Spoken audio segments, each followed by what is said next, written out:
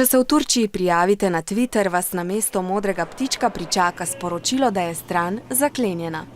Premijer Erdogan je ukazal družbeno omrežje zakleniti, ker uporabniki kljub odredbi sodišča niso želeli odstraniti nekaterih vsebin.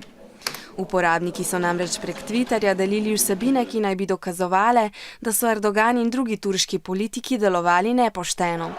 Erdoganove nasprotnike, predvsem mlade, je to razjezilo. Menijo, da gre za cenzuro, se pravi omejevanje pravice do svobode govora. İnsanların özgürlüklerini kısıtlıyorlar. O yüzden doğru bir şey olduğunu sanmıyorum.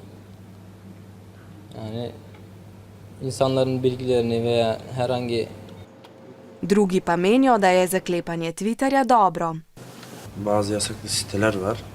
Yani doğacak çocuklar, yeni nesil çocuklar için yani. A prepoved ni bila povsem učinkovita. Številni še naprej tvitajo prek mobilnih aplikacij. Poleg tega se je v Turčiji prav po petkovi prepovedi tega družbenega omrežja nanj prijavilo veliko število novih uporabnikov. Dostop do Twitterja naj bi spet omogočili, ko bodo z tega družbenega omrežja odstranili vsebine, ki jih je sodstvo prepovedalo.